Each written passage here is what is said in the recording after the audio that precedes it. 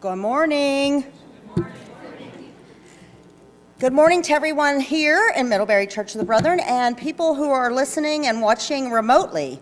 We are a welcoming and inclusive congregation offering Christ's hospitality to the world. So glad that you're here. I have just a few announcements, ones maybe that we didn't see on the screen. First of all, don't forget about your offering, okay? Leave it on the back. There's a table in the back with the offering plate, and it says that in the bulletin, but I just have to say that too. And also there's a board meeting on Thursday at 7 o'clock. You're welcome. Anyone who wants to be here is always welcome. So even if you're not sitting on the board, there's a place for you there too.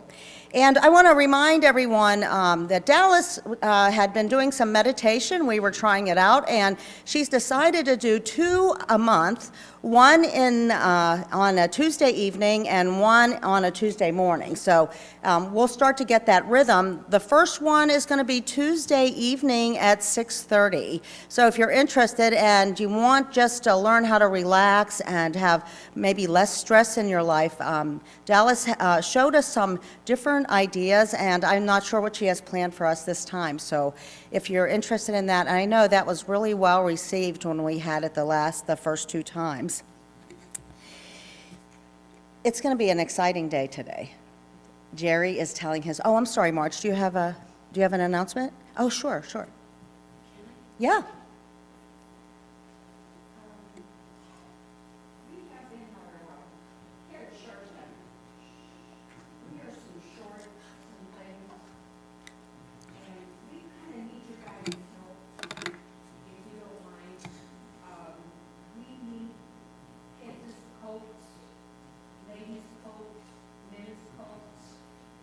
Winter's coming up, and, it's going to get cold. And, they need hats, gloves, that kind of things, shoes, dishes. We always need pots and pans. So if you can please help us out, we sure would appreciate it. Thank you so very much. Okay, thank you. Did everyone hear that? The Care and Share Center is in need of winter things, and coats especially, right? And household goods. So they're looking for that. So if you have 2 coats, you have one to give, right? I have one more announcement. Oh, sure. Today is National Pastor Appreciation Sunday. Oh, That's right. And it's a surprise to Janet. it surely is. But not a surprise to you all. You all have been aware of it and have given generously. And before I give to Janet you. what you want her to have, okay, before I give this to Janet, I just want to say a couple of things. I have tremendous appreciation for all pastors and especially for Janet. Sometimes we don't realize what this job involves. We come to church on Sunday and we see her in the pulpit, she gives the sermon, and we think, wow, that's a nice job, she's done now. But it's 7 days a week, and you never know the hours. It can be in the evening, it can be early morning. There are committee meetings. She can be here working on something at 9 o'clock in the morning and then have a committee meeting that goes till 10 o'clock at night. This job is very, very demanding. You have to please all of us, and that's next to impossible. And she does a great job. But most of all, what I've noticed with Janet is that she loves this church. And by this church, I mean us, all of you, all of us up here. She has a deep, abiding love for us and wants to see us thrive and grow. And Janet, we love you and we appreciate it. Thank you. Wow, that was nice. Thank you. Thank you. Thanks. Nice. I'm not as well worded as Ken, but I'm just going to rename her Pastor Spark, because as I sit here and think about Pastor Janet, I think about the spark she's brought to our congregation. Before Pastor Janet, board meetings were just kind of solemn. Not with her in the house, okay? She brings us sparks, she brings us life. during bell practices, you never know what she's going to holler out. I'll It's say. so in my heart, she's Pastor Spark. And we have a box up here. And as some of you know, I've been emailing all week, asking you to bring notes of encouragement. Pastor, this is a very nice box that Marcy provided. That's pretty, thank you. We'd like you to keep it in your office for moments when you need a little encouragement. You can crack one of these open. Oh, awesome. Thank you. I saw Britta putting a card in there. I'm like, oh, did I forget something? Oh my gosh. And I said, Lori wouldn't tell me. I said, is it part of your message today? She said, yeah, it's part of my message. So thank you. So I need to put in a little message here, so I'm not a big liar. So if you didn't get the opportunity to put something in the box, you still have chance during the service to write up some little note, and we'll just leave it right down there, and you can just add yours to it. Thank you. Thanks. Yeah, you guys are great. Thanks. I'm embarrassed. Okay. Thank you. It's a joy being here, and we have a wonderful message to proclaim, and that should be in all our hearts. Certainly, it is in mine. So we have exciting things going on today. And then, of course, Norm and Carol, can you stand up? Because not everyone knows you, believe it or not, because we have some new people here. This is Norm and Carol Waggy, and, they are like dyed in the wool, as they would say, Church of the Brethren, and they are so committed to the Church of the Brethren's message of peace, and they spent some time in Nigeria, so they're here to tell us all about it, and they brought photographs, so I thank you for that. Carol was our interim district executive for a while, which was so my lament when she wasn't our district exec anymore. And also, Carol spent many years in the ministry. So, in fact, she was interim here for a while, weren't you? Yes. So glad to have you guys. And, look at how they're dressed. They're dressed in their Nigerian garb. So thank you for being so authentic as you can be. I just want to talk a little bit about storytelling. And I have a joke, of course. There were two friends who were fishermen, and they were telling us, the one guy was on a trip, and he had caught this great fish, and he was telling the story. He said, oh, I caught this bass, it was 30 pounds, and he said, oh, it took me like almost 3 hours to get it inside the boat. And his friend goes, well, no, wait, 30 pounds? I saw pictures of that. It couldn't even have weighed like 10 pounds. And the guy said, wow, isn't that amazing, like how fish can lose weight in their 3-hour struggle? I love stories, even when they're embellishment in the stories. My CPE supervisor said the stories are okay even if you embellish, because they even reveal things about yourself too. I thought that was pretty interesting. And so you all know how I love stories. And even Bev and Mark Short bought me this cup. And it has all these phrases about story. I love a story, that's another story, end of the story, not the same old story. It's a long story, 2 sides to every story, and it goes on and on and on. Yeah, I love a good story. We all have stories too, don't we? And we all have a God story. And our lives, when we live it in God, well, our lives, just being part of our being beloved in God, are a God story. And so we have pieces, and we'll hear pieces of Jerry's story and a piece of Lori's story today. It's a big part of our faith, and maybe because we follow the greatest storyteller ever. And that was a really big deal in Jesus' time, that stories were passed down. And that's why stories are important. First of all, I think stories, when we tell our story, it makes our hearts grateful every time we tell the story of what God is doing in our lives and what God has done. And then we see our lives as gratitude when we tell our story. So it's important. I always think the stories, the testimonies that we have from God don't really belong to us. They belong to everybody, because we're encouraged in those stories. We're uplifted, and we understand God in a different way than maybe that we've ever seen. And I think that's really important. Stories are a place of healing. Every time we tell a story, there's a place in us that is healed, especially if the story is one of struggle and hardship. And so we tell our stories so we're healed, and maybe others are healed as well. Stories leave a legacy to our families and to everyone around us. We're sitting at the dinner table at Thanksgiving, or every time we have a family meal, or every time we have a meal here, and we tell a story of what God is doing in our life. That story gets passed down generation after generation. And if we don't tell those stories, there's a richness that are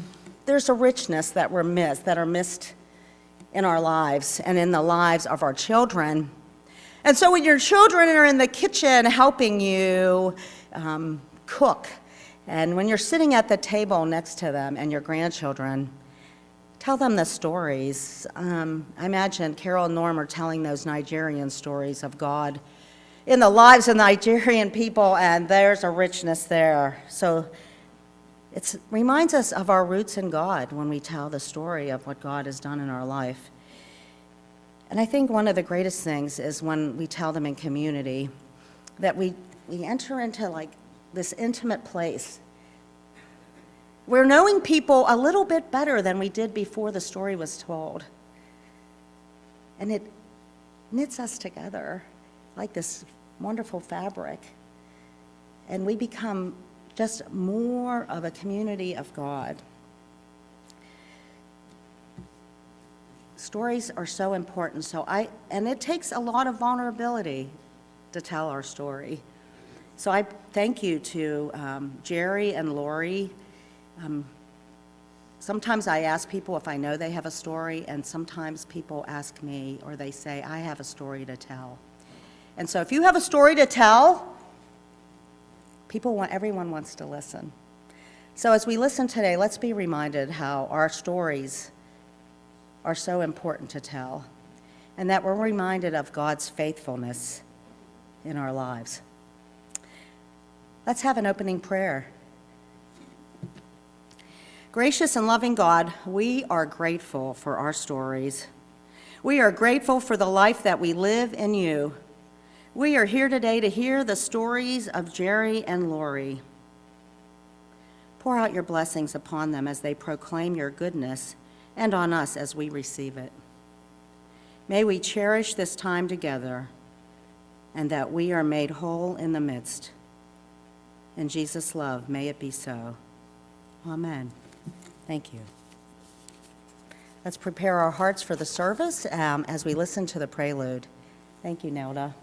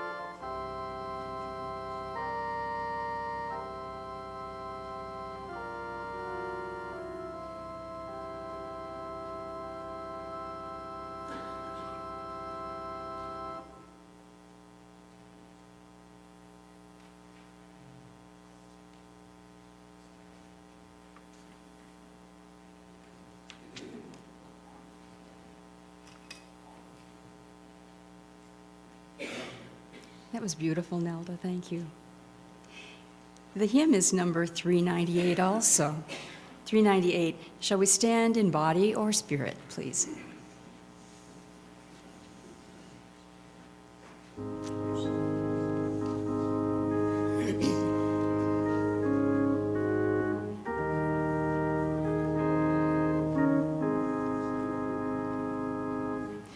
I love to tell the story of unseen things above, of Jesus and his glory, of Jesus and his love.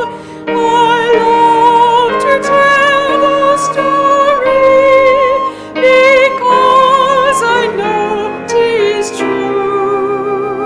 It satisfies my longings as nothing else can do. I love to tell the story. 'Twill be my theme in glory to tell the old story of Jesus and his love. I love to tell the story. 'Tis pleasant to repeat what seems each time I tell it more wonderfully sweet. I love to tell the story, for some have never heard the message of salvation from God's own holy word. I love to tell the story. 'Twill be my theme in glory to tell the old story of Jesus and his love. I love to tell the story for those who know it best, seem hungering and thirsting to hear it like the rest. And when in scenes of glory I sing the new song, 'twill be the old story that I have longed so long. I love to tell the story. 'Twill be my theme in glory to tell the old story of Jesus and his love. How about greeting each other in Christ's love? Say hello.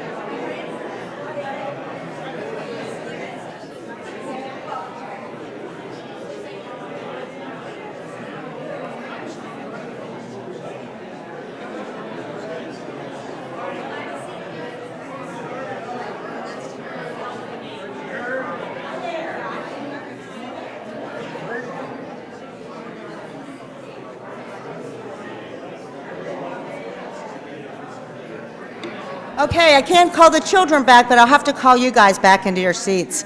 Yeah, thank you. Chair.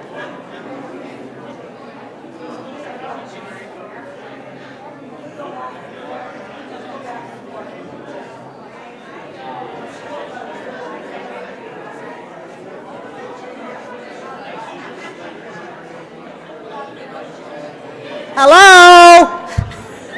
I'm sorry. I'm sorry I had to be so abrupt, but I did try to call you back once. Oh.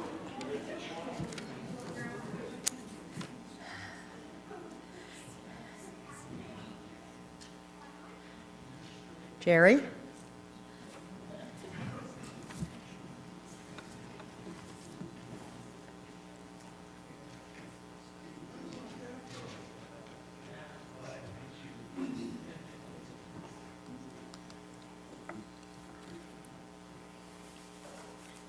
Most people call me Jerry, except Jenny Mock. She calls me Sam Crew's grandpa. And I answer to either one. 25 years ago, I was admitted to a mental hospital. I agreed to go because my life had become hopeless and overwhelming. I was suffering from extreme anxiety attacks and clinical depression. My prayer was, if there is a God, help me, I'm yours. A violent thunderstorm followed by a rainbow were a part of my experience the first night at the facility. A complete double rainbow. It was awesome. I didn't realize it at the time, but that was my rainbow, my covenant with God. A moment I'll never forget. This moment was when I was at my absolute lowest, is when my good life really began. How did I end up here? My life had become a struggle, financially and emotionally, due to poor choices I had made during the previous 15 years. There were many factors involved. I tried to do the best I could without God, but that didn't cut it. As life became more difficult, I used more alcohol and stuff to help me cope. But that type of crutch could only last for so long. Then came the mental hospital. Old friends showed their support and prayers. I received more flowers and cards than all the other patients combined. The 2 weeks at the hospital were filled with emotions. But now God was clearly in control. I discovered that God will help you if you ask Him or allow Him. When I left the hospital, I felt that they had cleaned my brain with a power washer. It felt empty with all the garbage they had removed.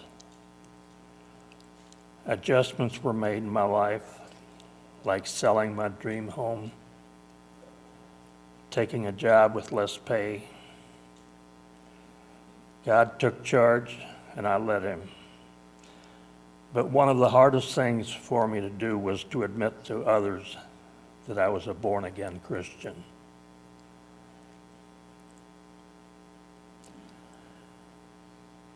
At about the age of 35 or 40, I had a near-death experience due to alcohol and pill abuse. It was beautiful. Now I know that it had a real effect on the rest of my life, having a glimpse at heaven. I wish everyone could experience this, but then I guess we will someday. It wasn't something that I would talk about to anyone about for about 5 years until Dr. Moody's book, Life After Death, was published. I then realized that I wasn't alone with this experience. After this, I was clearly led by something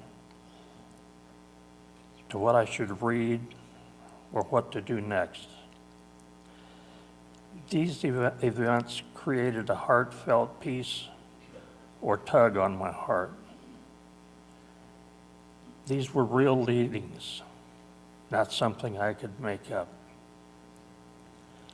I was led to watch a Shirley MacLaine movie, Out on a Limb, which led me to some books of various spiritual thinking, including Buddhism.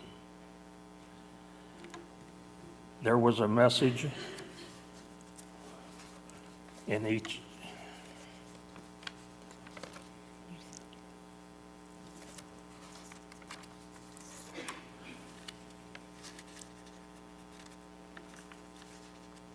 Excuse me.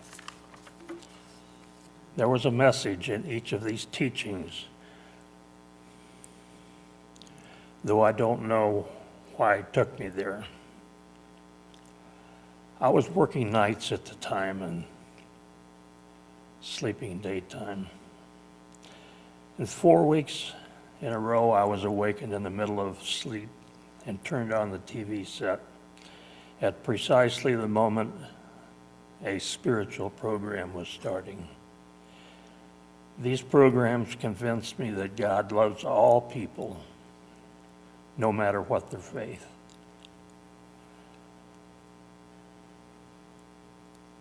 The good life of recovery started filled with special things.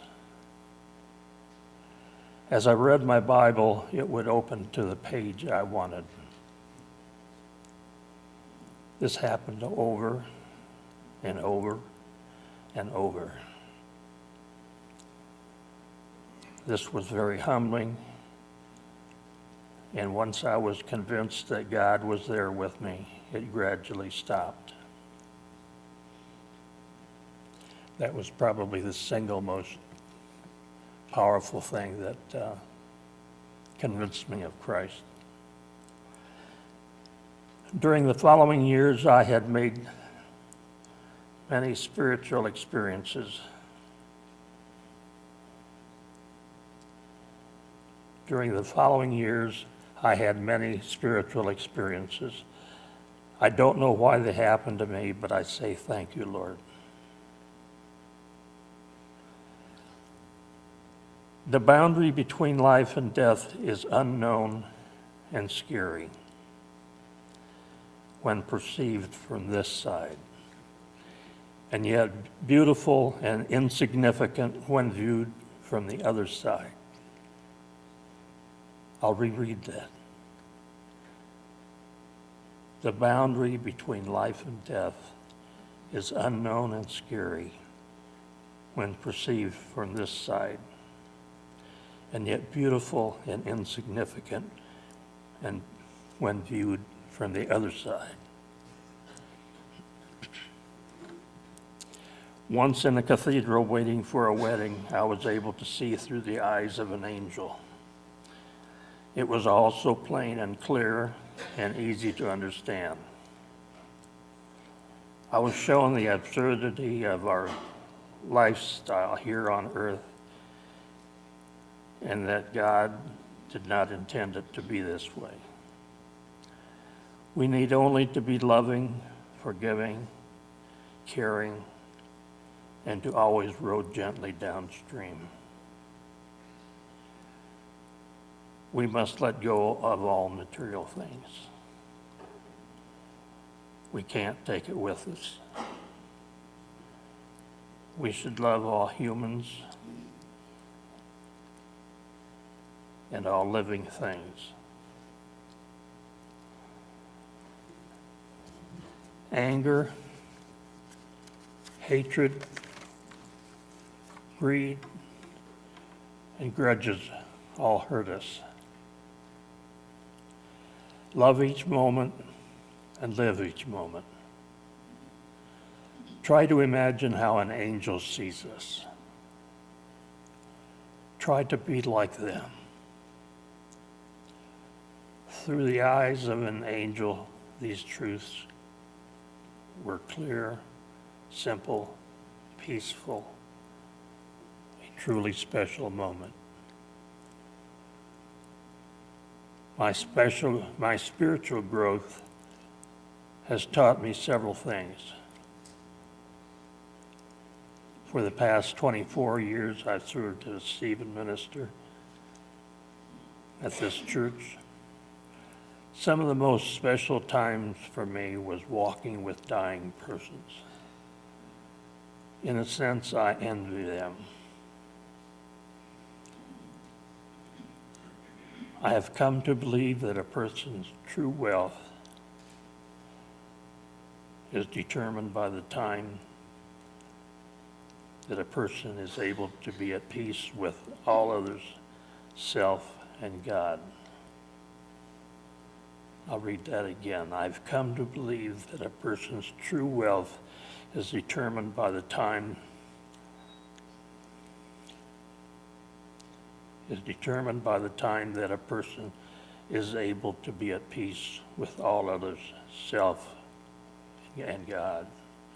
This is true contentment. Signed, Sam's grandpa.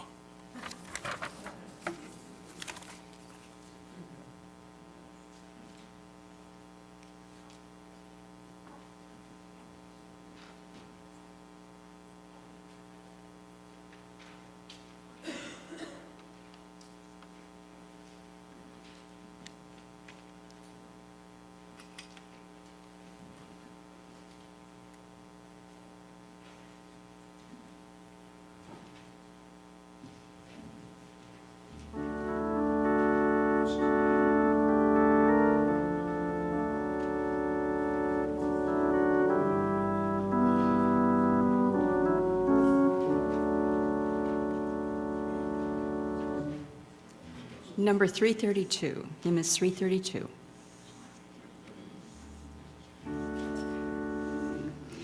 Blessed assurance, Jesus is mine. Oh, what a foretaste of glory divine.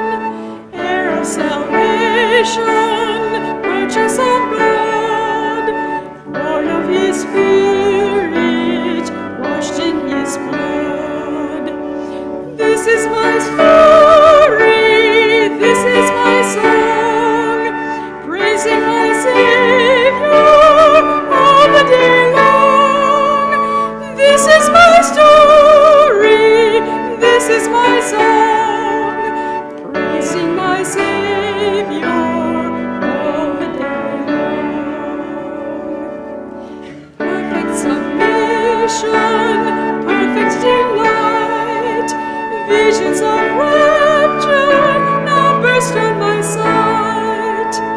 Angels descending bring from above echoes of mercy, whispers of love. This is my story, this is my song, praising my Savior all the day long. This is my story, this is my song, praising my Savior all the day long. Perfect submission, all is at rest. I and my Savior am happy and blessed, watching and waiting, looking above, filled with His goodness, lost in His love. This is my story, this is my song, praising my Savior all the day long. This is my story, this is my song, praising my Savior all the day long.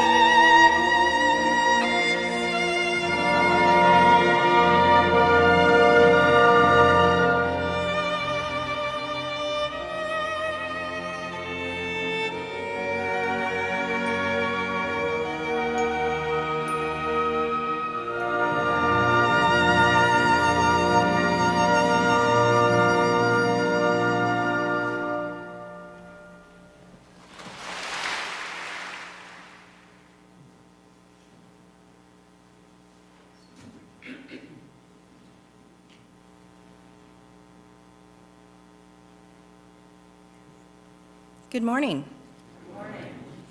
I was a little distracted during the announcements, so I have a couple of announcements to make. We're doing the crop walk today, even though the Elkhart Walk was last Sunday because of Love Feast and some other things going on. We chose to walk today. So there are still sign-up sheets in the fellowship hall. If you haven't made a pledge and you would like to do so, feel free to select one of those sheets to make your pledge. The next one is a joy. On Thursday, Roger and I will have been married 32 years, so you can either give him your condolences or your congratulations, whichever you think fits best.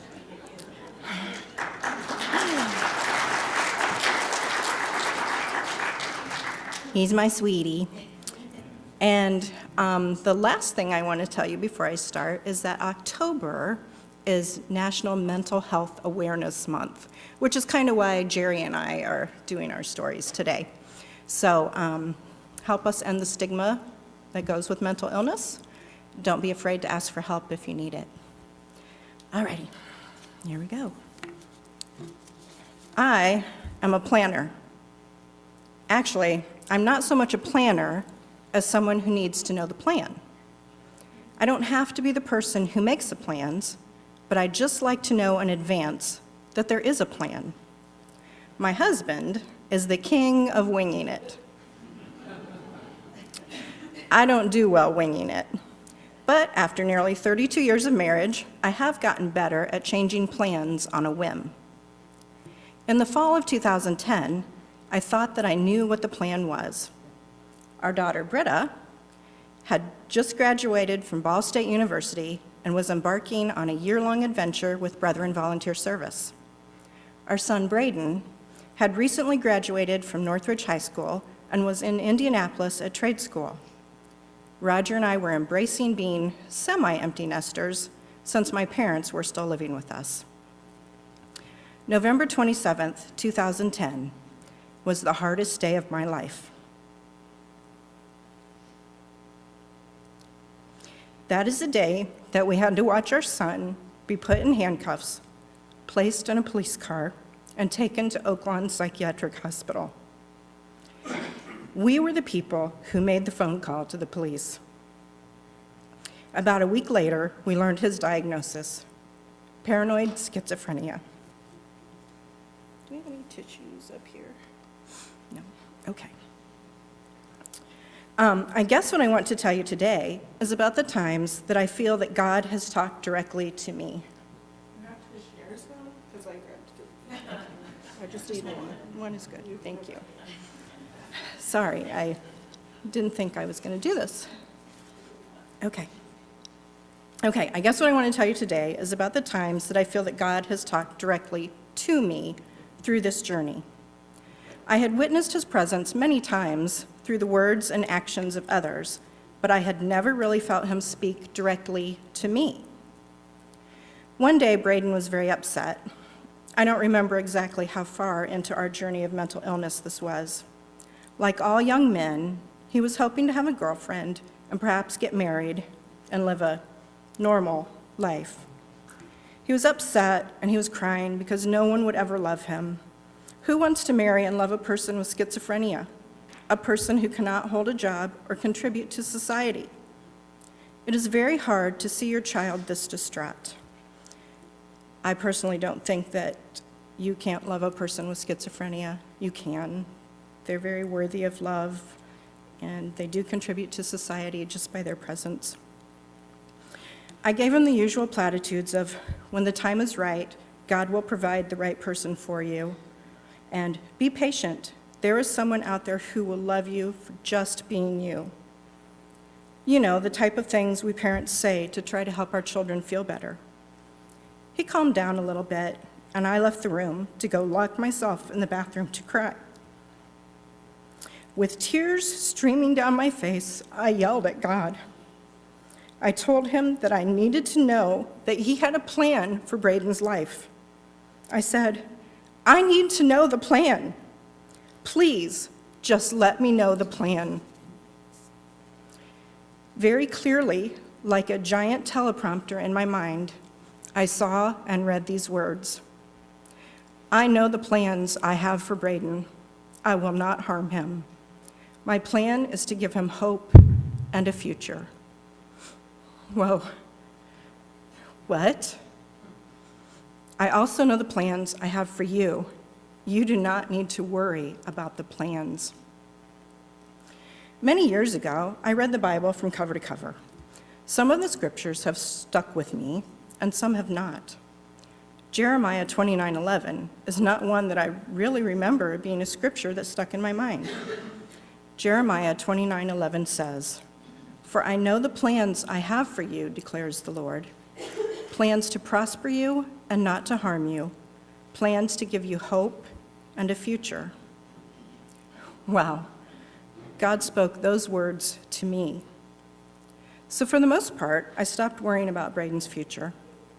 I try to just take each day as it comes. Some days are harder than others, but we get through them. Now, generally, I'm not a fretter.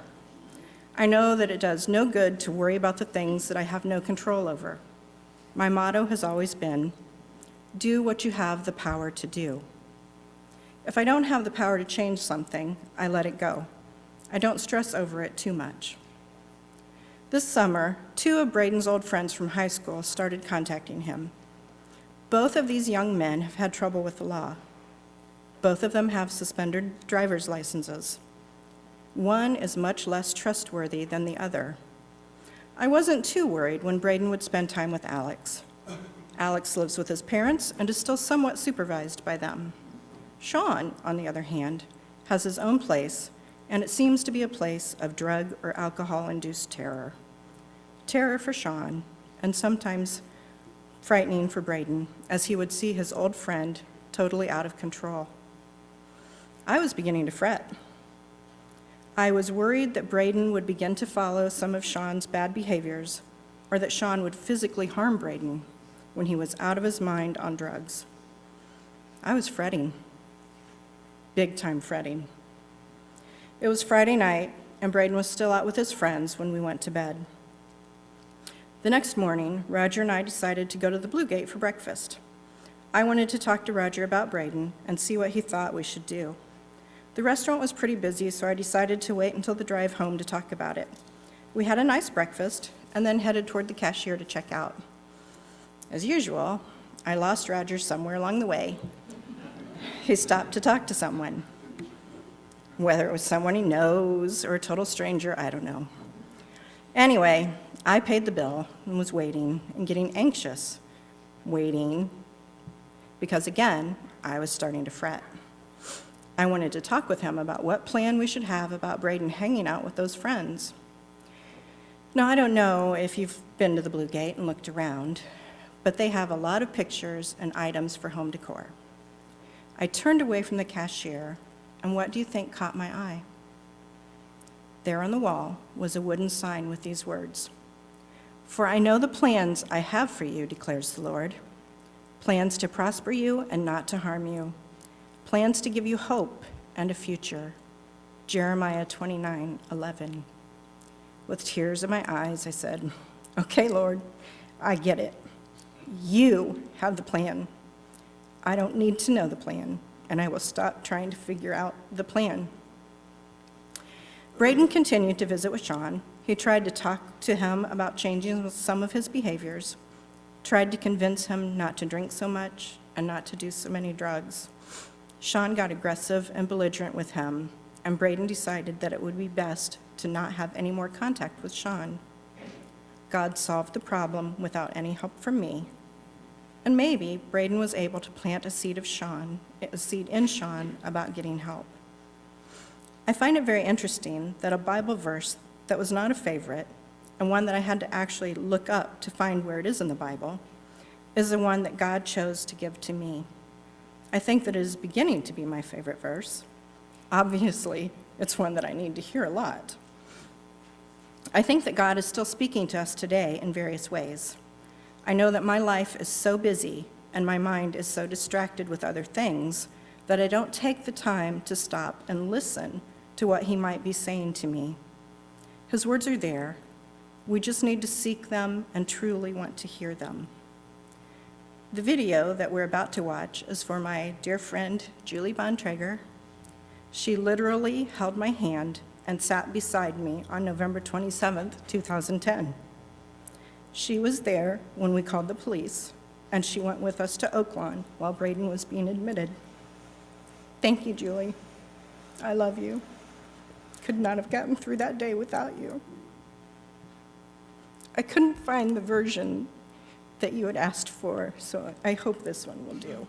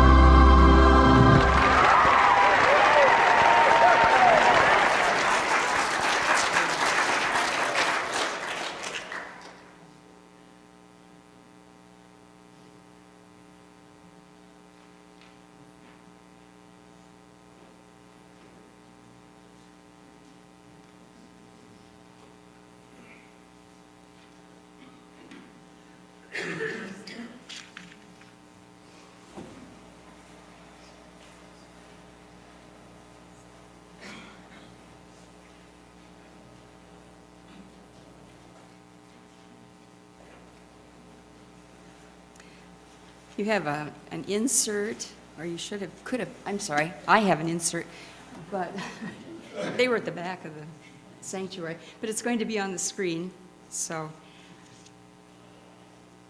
let's stand again in body or spirit. For tell me the stories of Jesus.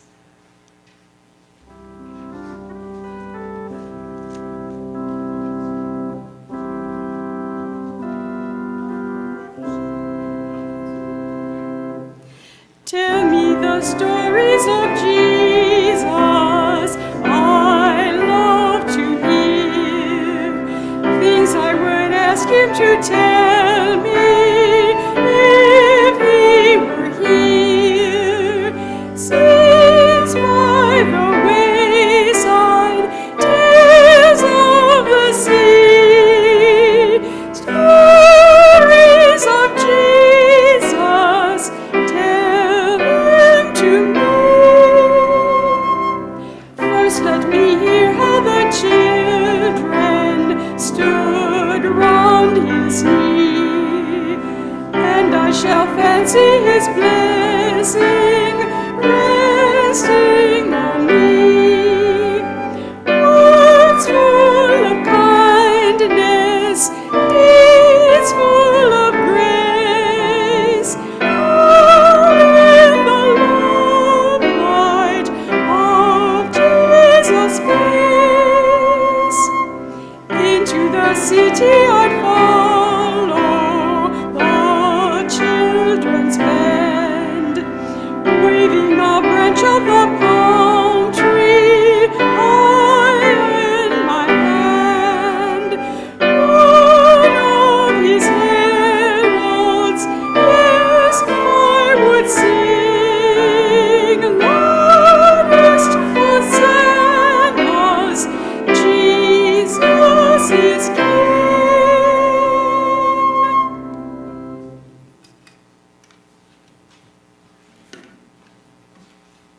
Well, thank you. And I need to do a housekeeping thing, plus one thing I forgot to speak about the Waggies, which Norm, I am just really sorry. Norm is such a beloved doctor here in Middlebury. Before he retired, I'm sure he's still beloved, but if you mention his name anywhere, people always talk about how they loved him. So, and also I want to tell you that before I came, so I apologize for this, but I know some stories of they served together in Nigeria when they were young parents and had children, and even had a child there, right?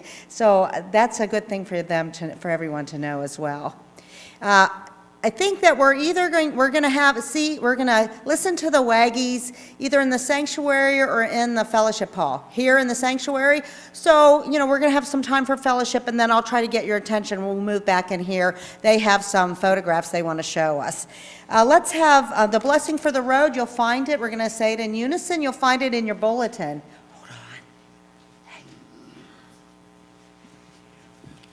Hold on. Ready?